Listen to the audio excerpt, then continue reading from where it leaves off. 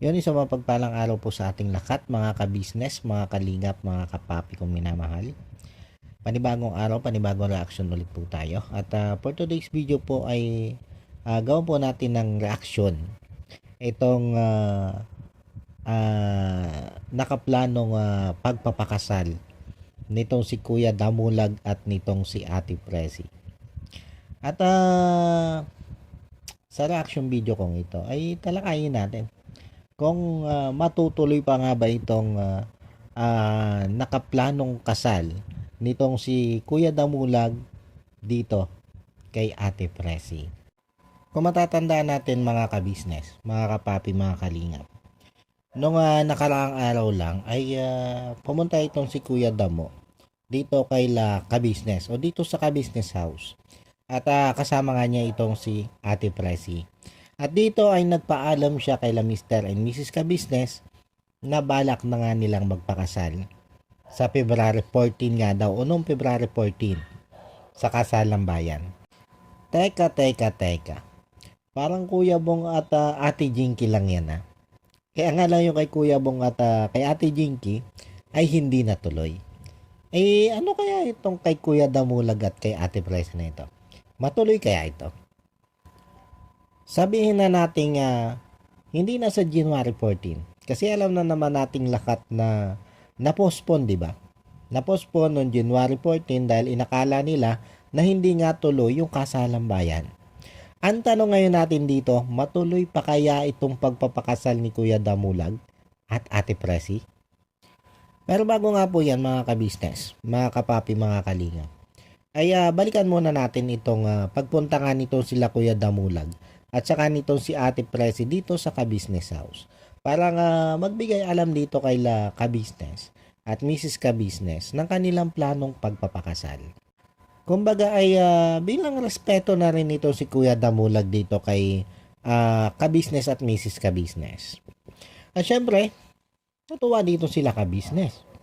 Kasi ang isang Kuya Damulag na alam naman natin na maraming babae na kinasama ay sa ngayon ay gusto nang lumagay sa seryosong relasyon. At dito nga sa naging vlog na ito ni ka-business ay kitang-kita naman natin dito kay Kuya Damulag na seryoso talaga siya dito. Kumbaga, seryoso siya na magpakasal na dito kay Ate Presi. At sinigurado pa nga ni ka-business kung gaano kaseryoso itong si Kuya Damulag. At ganoon din ito si Ate Presi. At pareho nga sila na nagsabing ganon sila kaseryoso. O diba? So bagay, nasa edad na, kumbaga maedad na naman talaga silang dalawa. At alam na nila kung ano yung tama at mali. At alam naman natin na itong gagawin nilang pagpapakasal na ito, ito talaga yung tama. At ito nga, planado na lahat. February 14, magpapakasal. At sa isang vlog pa nga ni Kuya Damulag ay masayang masaya silang dalawa ni Ate Presi doon sa kanilang nalalapit na kasal. Kaya lang dahil sa isang ika nga hindi naunawa ang announcement ay hindi natuloy ng February 14. Dahil ayon nga dito kay Kuya Damulag ay nag-announce na hindi matutuloy ang kasalang bayan noong February 14. At dahil sa nakita nila ka-business na desidido itong si Kuya Damulag at itong si Ate Presi na magpakasal, kaya naman ginawa ng paraan nila ka-business para matuloy lang yung pagpapakasal nga nitong si Kuya Damulag at Ate Presi. At ang plano dito nila ka-business ay doon sila ipakasal sa pinagpakasalan kay Kuya Lito at Ate Vera. Kaya lang, babaguhin yung petsa. Hindi na sa February 14. Kumbaga, mag-a-adjust. Mag-a-adjust ng petsa para matuloy yung kasal. Yun. Di ba? Ang gandang plano. Kaya lang, may isang naging pangyayari na hindi inaasahan.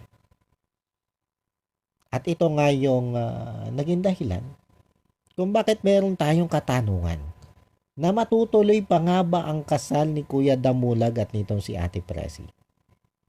Kasi dahil sa kagustuhan nitong sila ka-business na respeto yung damdamin at karapatan ng mga iba pang mga naging karelasyon nitong si Kuya Damulag bukod dito kay Ate Presi ay yun nga nagkaroon ng vlog itong sila ka-business na kung saan ay pinuntahan nitong sila ka-business kasama itong si Kuya Damulag itong isa sa babaeng nakarelasyon nitong si Kuya Damulag at walang iba nga kundi itong si Ate Flor Lorraine pala na ayon naman dito kay Kuya Damulag ay napakalaki din ng utang na loob niya dito sa taong ito.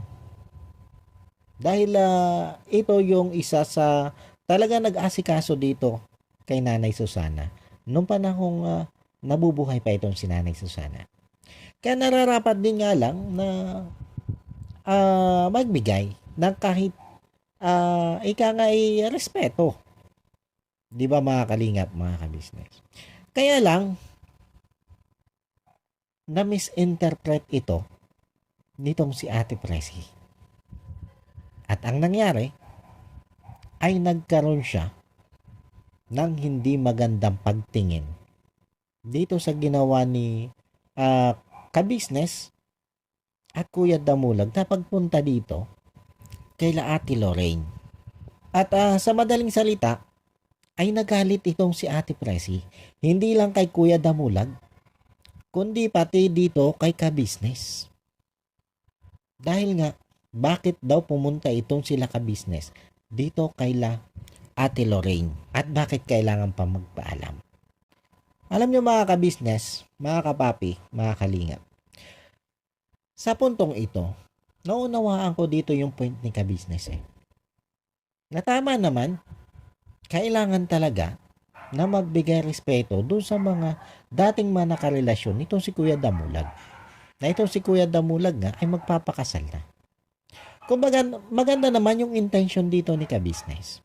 Wala tayong nakikitang mali doon sa naging intention dito ni ka-business. Kaya lang, ang nakikita ko kasing isang naging problema dito ay yung kakulangan ng komunikasyon.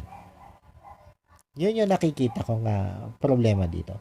Kasi napansin ko na itong pagpunta nila ka-business at nitong si Kuya Damulag dito kay Ate Lorraine ay hindi alam nitong si Ate Presi. Kaya nga nagulat siya na bakit pinuntahan pa nitong sila ka-business at Kuya Damo itong si Ate Lorraine.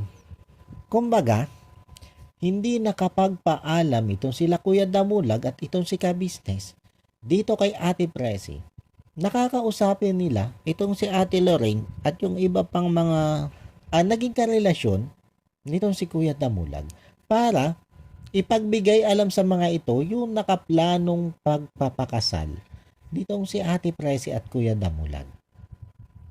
Siguro, ang isa sa inisip din nito sila ka-business ay wala namang magiging problema dito kay Ate Presi. Kasi si Ate Presi nga yung papakasalan eh. Kaya lang, hindi ganun yung nangyari.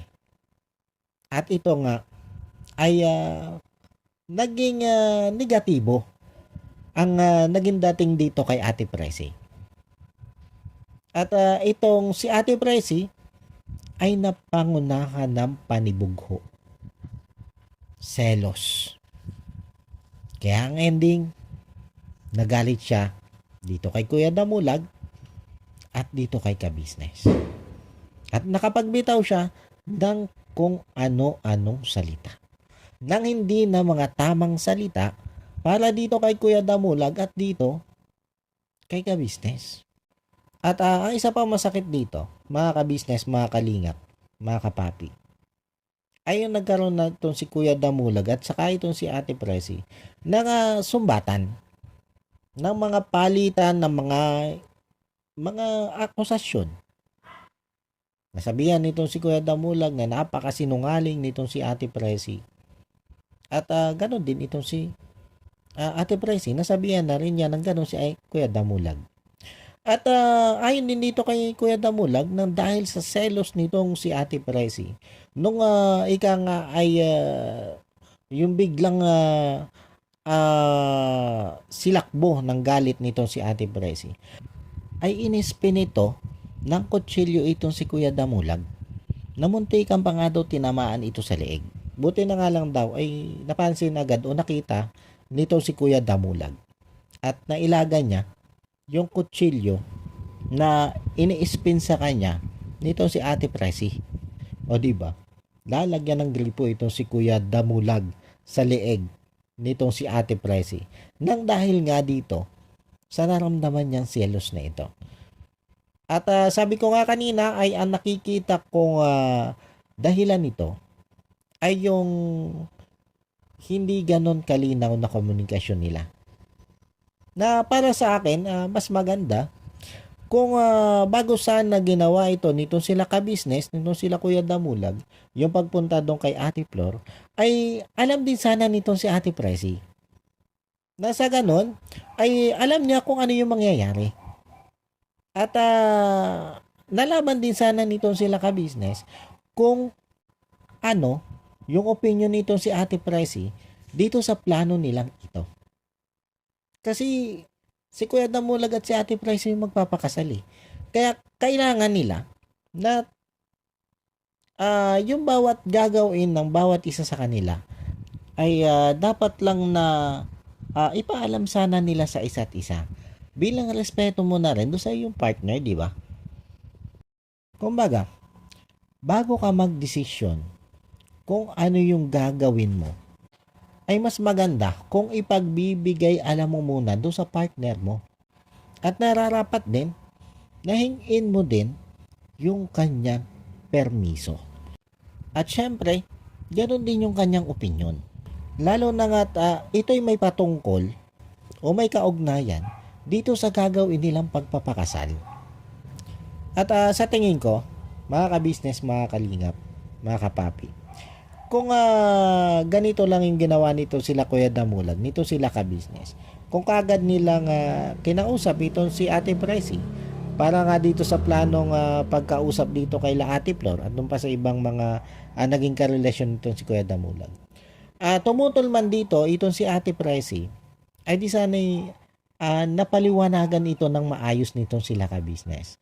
Kumbaga, naipaliwanag sana dito nila ka-business yung napakagandang hangarin, yung napakagandang layunin kung bakit nila gustong ipagbigay alam dito sa mga naging ibang babaeng naging karelasyon nitong si Kuya Damo. Yung gagawin nilang pagpapakasal.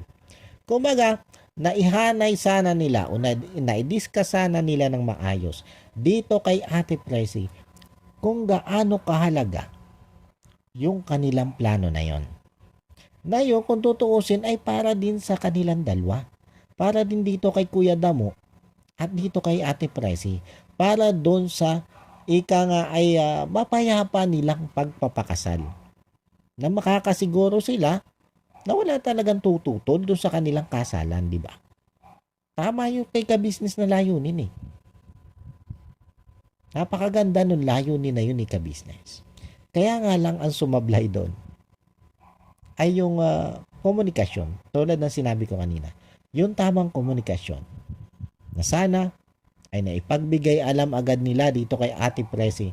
Nang sa ganon, ay hindi nakapag-isip itong si Ate Presi ng negatibo doon sa kanilang naging lakad na yon. Di ba mga kalingap, mga ka-business? Kaya lang ang siste, ay yun nga. Nga dahil diyan sa ika nga hindi pagkakaunawaan na yan, na dahil doon sa naging hakbangin nga nila Kuya Damulag, nila ka-business, doon sa pagpapaalam mo, doon sa pagkausap dito kay Ate Flor, ay ito nga yung nangyari. Nagkaroon ng away sa pagitan ni Kuya Damulag at saka nitong si Ate Presi.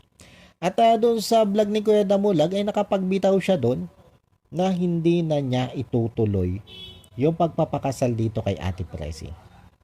Kasi nga, sa hindi magandang ugali na ipinakita nito kay Kuya Damulag. Na para sa akin, kung tutuusin naman, ay alam na naman ni Kuya Damulag na ganyan yung ugali ni Ate Presi. Siyempre, mas kabisado na niya yan dahil matagal na sila nagsama niyan. At sana ito nga binitawang salitang ito ni Kuya Damulag ay bugso lang nung kanyang damdamin din. Di ba mga kalinga, mga ka-business? Sana ibugso din lang ito ng kanyang damdamin. Nasa ganon, ay ika nga ipag yung humupa na ang tension sa bawat isa. At sa tulong din ng paliwanag nitong si ka-business, sa tamang pagpapaliwanag nitong si ka-business, sa dalawang ito, dito kay Kuya Damo at kay Ate Presi, ay mas magkaunawaan itong dalawang ito. At sana ay yung plano nila pagpapakasal ay matuloy pa rin. Sana na may wag mauwi sa katulad na nangyari kay Kuya Bong at dito kay Ate Jinky.